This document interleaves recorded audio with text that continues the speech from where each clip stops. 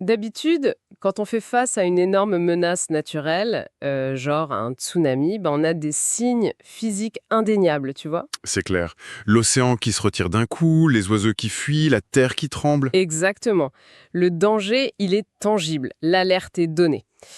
Mais et si la plus grosse déferlante de toute l'histoire de notre espèce, elle ne présentait absolument aucun de ces signes? Ah, le fameux tsunami invisible. Voilà. Si elle était en train de gonfler en ce moment même, mais pas dans l'océan, plutôt dans des laboratoires hyper confinés et à travers des millions de lignes de code. C'est exactement le constat implacable que pose Mustapha Suleyman. Le cofondateur de DeepMind, oui, et c'est le sujet de notre exploration d'aujourd'hui. On va plonger dans l'analyse de son livre, La déferlante. Parce que pour ceux qui nous écoutent et qui veulent vraiment capter ce qui se passe aujourd'hui sans se noyer sous l'info, c'est vraiment la source incontournable. Franchement, oui, on ne parle pas de science-fiction là, on ne parle ni de désastre écolo classique, ni de guerre conventionnelle, on parle d'une convergence technologique totalement inédite.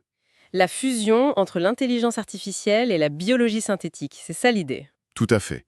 Et l'objectif de notre analyse, c'est de déconstruire cette dynamique. C'est une vague qui promet en gros de donner à l'humanité des capacités quasi divines, mais qui menace en même temps de complètement disloquer nos fondations sociales. Et le pire, le vrai paradoxe, c'est que face à cette urgence absolue, la réaction collective, c'est quoi? Ben, c'est un mélange d'indifférence et de déni total. Ok, décortiquons tout ça. Avant de voir quelle technologie arrive exactement, il faut comprendre pourquoi on réagit comme ça. Oui, ce paradoxe du déni il est fondamental. En fait, notre cerveau n'est tout simplement pas câblé pour réagir de façon rationnelle face à des menaces existentielles abstraites, des trucs qui ne se sont pas encore produits. Les sources appellent ça le piège de l'aversion au pessimisme, non? Exactement. C'est une barrière psychologique énorme. Quand on voit une trajectoire technologique qui pourrait logiquement mener à une catastrophe mondiale, notre cerveau, il déploie des mécanismes de défense immédiats. Pour préserver un statu quo rassurant, en gros. C'est ça. L'idée d'un effondrement, ça devient tellement anxiogène que l'individu préfère minimiser, on en rigole, ou on évacue le sujet purement et simplement. Franchement, le bouquin documente ce biais avec deux anecdotes assez surréalistes. Ça montre bien le fossé entre la réalité technique et notre perception. La première, c'est quand Suleiman fait une présentation devant un groupe de grands PDG de la tech. Ah oui, la fameuse diapositive. Ouais, il essaye de les alerter sur l'impact dévastateur d'une automatisation trop rapide des emplois, et pour marquer le coup, il projette une image des Simpsons. On y voit des villageois en colère avec des fourches et des torches. Pour illustrer le risque d'une vraie révolution sociale, quoi. Exactement. Et la réaction d'un salle aisée, un silence super gêné. En gros, ces dirigeants ont juste dit que le marché libre allait trouver un équilibre magique, comme toujours. Le rejet du pire scénario était viscéral. Et la deuxième anecdote, elle pousse ce déni encore plus loin. Imagine un sommet universitaire de très haut niveau, avec les meilleurs experts mondiaux en sécurité. Le genre de personnes qui sont censées prévoir le pire. Voilà. Et là, un chercheur démontre, avec des graphiques et tout, que le coût pour synthétiser de l'ADN s'effondre tellement vite qu'un individu tout seul, dans son garage, pourra bientôt créer un virus capable de tuer 1 milliard de personnes. Une démonstration effroyable, quoi. Et face à ça, qu'est-ce que font ces cerveaux brillants?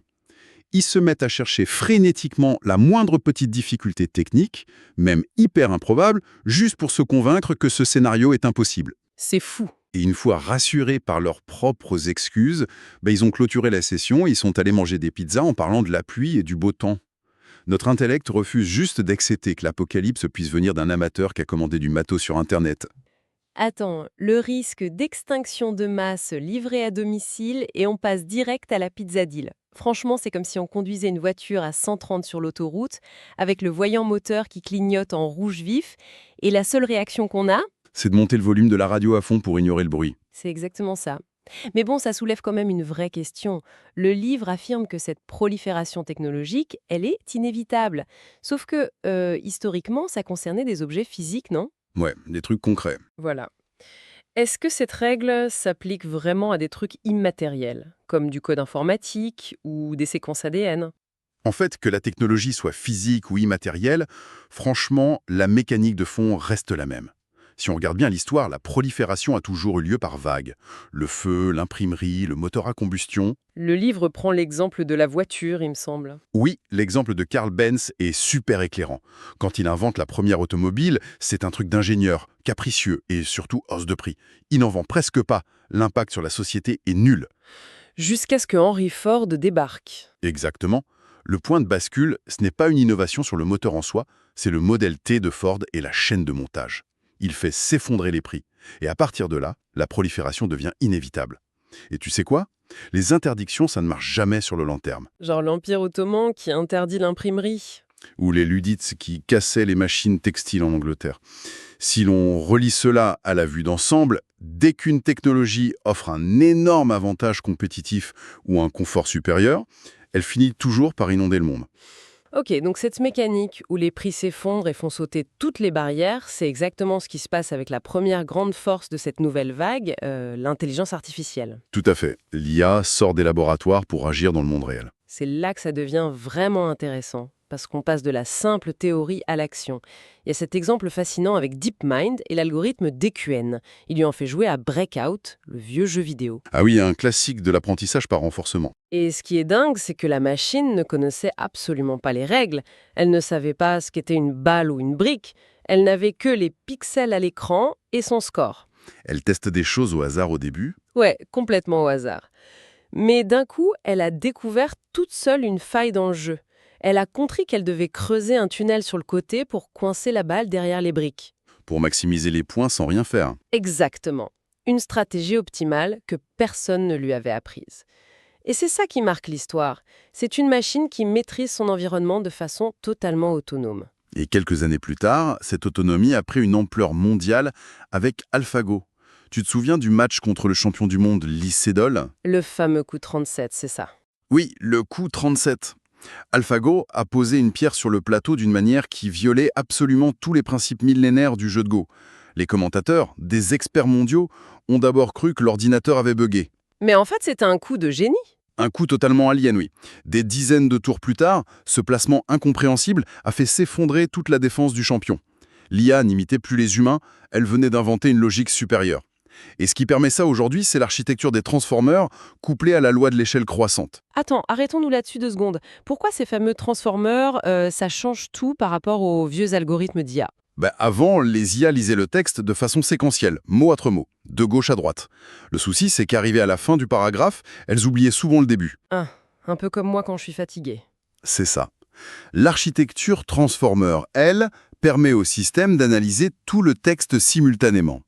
Elle cartographie les liens mathématiques entre tous les mots en même temps, peu importe où ils sont dans la phrase. D'accord. Et la loi de l'échelle dans tout ça? C'est quand les ingénieurs se sont rendus compte que si on prend cette architecture et qu'on la nourrit avec beaucoup plus de données, tout en augmentant massivement la puissance de calcul brut, Le modèle devient exponentiellement meilleur. plus que ça, il fait des sauts qualitatifs, des capacités de traduction ou de programmation qu'on ne lui a jamais enseignées explicitement, émergent toutes seules. Et franchement, c'est cette émergence spontanée qui fait flipper le grand public. Ça réveille le vieux fantasme de la machine qui prend vie. L'histoire de Blake Lemoine chez Google, c'est l'exemple parfait. L'ingénieur qui pensait que l'IA était devenue consciente. Ouais. Il a discuté avec le modèle Lambda et il a fini par publier des mémos internes affirmant que la machine avait une âme, qu'elle avait peur de la mort, ce genre de trucs. Mais le bouquin balaye ça direct. C'est une distraction, oui. Exactement. Se disputer sur la conscience de la machine, c'est un piège. Qu'elle simule des émotions avec des statistiques ou qu'elle ressente vraiment un truc, ça n'a aucune importance concrète. Ce qui va impacter notre société, c'est pas ses sentiments, ce sont ses capacités réelles. Absolument. D'ailleurs, l'auteur explique que le bon vieux test de Turing où une machine devait juste tromper un juge dans un chat textuel, c'est complètement dépassé. Il propose un nouveau standard basé uniquement sur l'action. L'intelligence artificielle capable, ou ACI. Et le concept de ce test est glaçant. En gros, tu donnes 100 000 $ à une IA et son but, c'est de générer 1 million de dollars de chiffre d'affaires sur Amazon en quelques mois. Totalement seul. Oui, de manière complètement autonome. L'IA devrait trouver un produit, négocier avec des usines, organiser la logistique, créer les pubs, ajuster les prix, tout ça sans qu'un humain ne valide quoi que ce soit. Et vu la vitesse à laquelle les modèles progressent, on n'est vraiment plus très loin de ça. Ce qui est fascinant ici, c'est que cette puissance numérique hallucinante rencontre maintenant la deuxième composante de la vague, la biologie synthétique. Les bits informatiques rencontrent enfin l'ADN. On passe de l'observation en labo à la véritable ingénierie du vivant. Et la biologie suit exactement la même tendance que l'informatique pour ce qui est de la chute des coûts, non? Oui, c'est ce qu'on appelle la courbe de Carson. Pour te donner une idée, le séquençage du premier génome humain au début des années 2000, ça a pris 10 ans d'efforts mondiaux et coûté 1 milliard de dollars. Rien que ça. Aujourd'hui, on fait la même chose en quelques heures pour moins de 1000 dollars. Et la vraie révolution, c'est qu'on ne fait plus juste que lire l'ADN. On l'édite. Avec des outils comme CRISPR, ces fameux ciseaux à ADN, on peut modifier le génome avec une précision chirurgicale. Mais le plus dingue, c'est l'impression d'ADN. L'imprimante à ADN de garage, oui. Ouais. Les sources montrent que pour environ 25 000 dollars, donc le prix d'une petite voiture, tu peux acheter un synthétiseur d'ADN et l'installer chez toi. Tu tapes ton code génétique sur ton ordi avec les lettres A, C, T, G, tu l'envoies à la machine. Et elle l'imprime physiquement. C'est ça. Elle assemble les bases chimiques liquides, molécule par molécule. Franchement, la biologie devient l'ultime plateforme de fabrication distribuée. L'ADN, c'est devenu comme le langage Python. Tu écris un code pour faire pousser des vaccins, des matériaux biodégradables, de nouvelles bactéries. Et quand on ajoute l'IA à tout ça, la vitesse d'innovation devient délirante. Regarde le projet AlphaFold. Pendant 50 ans, l'industrie pharmaceutique bloquait sur le problème du repliement des protéines. Parce qu'on connaissait les éléments de la protéine, mais pas sa forme 3D finale. Exact. Et la forme 3D d'une protéine, c'est ce qui définit si ça va être un anticorps utile ou un poison mortel. Avant, il fallait des années de cristallographie aux rayons X pour modéliser une seule protéine. Un processus super laborieux. Et là, AlphaFold a résolu le problème. En apprenant la physique moléculaire, cette IA a pu prédire en quelques heures la structure 3D de plus de 200 millions de protéines, pratiquement toutes les protéines connues par la science. La barrière entre la conception sur un écran et la fabrication de molécules réelles vient juste de disparaître. Alors, qu'est-ce que tout cela signifie ? Parce qu'on a d'un côté des promesses de remèdes miracles ou d'énergie propre, mais de l'autre, le livre affirme que l'endiguement, le fait de contrôler tout ça, c'est totalement impossible. Oui, l'auteur explique que cette vague a 4 caractéristiques bien précises qui la rendent indomptable. La première, c'est la symétrie. L'asymétrie radicale du pouvoir, ouais, ça c'est illustré par cette histoire incroyable en Ukraine avec le groupe Aerozovitka. La petite escouade de drones. Voilà. Au début du conflit, il y avait un convoi de chars russes de 40 km de long qui avançait. L'armée régulière ne pouvait rien faire. Et là, un petit groupe de volontaires ukrainiens, avec des drones de loisirs bricolés à 15 000 $, des grenades anti-chars imprimées en 3D et une connexion Internet, Ils ont réussi à paralyser un convoi militaire qui valait des milliards. c'est le pouvoir massif qui glisse des grandes puissances vers de tout petits groupes. La deuxième caractéristique, c'est l'hyperévolution. En gros, le monde physique accélère pour avancer au même rythme effréné que le logiciel. Ensuite, la troisième, c'est l'omni-usage, ou l'usage universel. Les mêmes outils servent pour le bien et pour le pire. L'exemple de la recherche pharmaceutique est terrifiant là-dessus. Ah oui, des chercheurs avaient une IA conçue pour découvrir des médicaments pour des maladies rares. Ils ont voulu tester ses limites. Ils ont juste inversé un paramètre. Ils lui ont demandé de récompenser la toxicité au lieu de la réduire. Juste un petit réglage, quoi. Juste un réglage.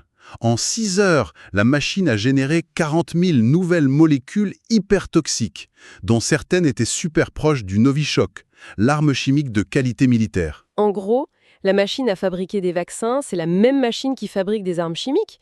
C'est fou. Et la quatrième caractéristique, c'est l'autonomie. C'est le fameux problème du gorille théorisé par Stuart Russell. J'adore cette analogie. Bah oui, physiquement, les gorilles sont beaucoup plus forts que nous. Ils devraient dominer. Mais c'est nous qui les mettons dans des eaux parce qu'on est plus intelligents. La question c'est, si on crée une entité artificielle beaucoup plus intelligente et autonome que nous, Qui mettra qui dans la cage? voilà. Mais attends, il y a un truc que les législateurs adorent ressortir. On a bien réussi à maîtriser la bombe atomique. Avec les traités de non-prolifération nucléaire, on a évité la fin du monde. Pourquoi on ne pourrait pas faire pareil ici ? C'est un argument qu'on entend tout le temps, mais le livre le démonte complètement. La comparaison ne tient pas.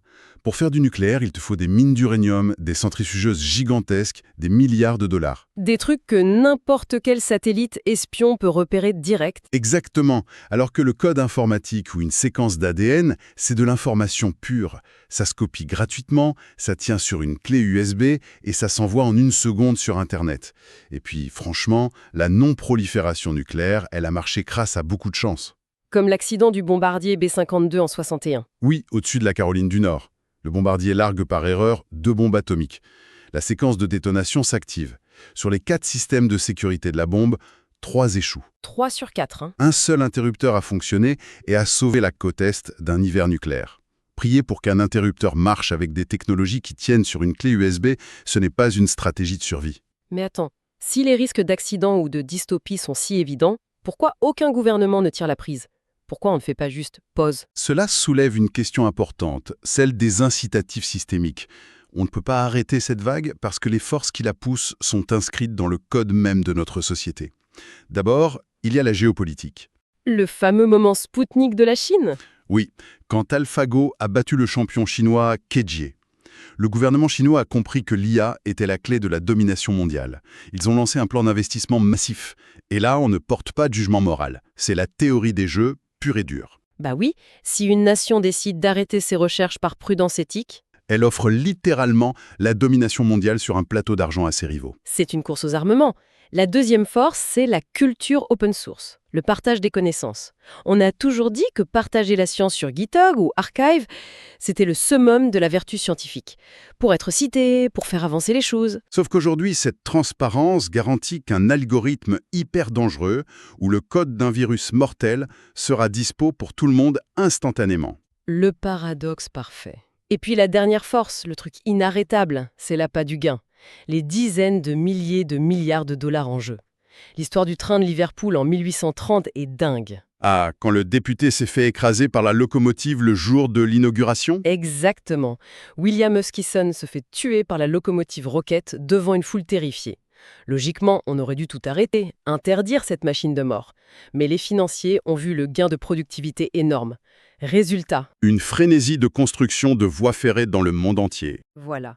Le profit financier écrase toujours la peur. Donc, si on résume la situation précaire qu'on a explorée aujourd'hui, l'humanité est vraiment coincée. D'un côté, on nous promet la médecine sur mesure, une énergie infinie. De l'autre, on risque des catastrophes à cause de la décentralisation de ce pouvoir ou des dystopies de surveillance totale. C'est un vrai goulot d'étranglement historique. L'endiguement classique est impossible aujourd'hui. Mais on va devoir inventer un nouveau moyen de le rendre possible si on veut s'en sortir. C'est exactement l'utilité de cette plongée au cœur de ces sources. Fournir à ceux qui nous écoutent une vraie grille de lecture, au-delà de la hype marketing. Et pour finir, je voudrais lancer une ultime réflexion, une extrapolation un peu vertigineuse. Je t'écoute. Si on entre vraiment dans l'ère de la vie synthétique de l'ADN comme code informatique, et que cette IA capable devient totalement autonome, imagine qu'elle se mette à écrire ses propres algorithmes et à imprimer ses propres séquences d'ADN dans des labos automatisés. Tu veux dire concevoir de nouvelles formes biologiques toutes seules? Oui. Est-ce qu'on n'assisterait pas, en fin de compte, à l'émergence d'un tout nouveau règne du vivant, un écosystème hybride, à la fois tech et bio, qui évoluerait de manière darwinienne, en parallèle de la nature, et sur lequel nous, les humains, on n'aurait tout simplement plus aucun contrôle. Juste les déclencheurs d'une nouvelle évolution de la vie sur Terre. Ça, c'est le genre de pensée qui empêche de dormir. De quoi bien réfléchir pour la suite, ouais. Merci de nous avoir suivis dans cette réflexion, et d'ici là, gardez l'œil ouvert.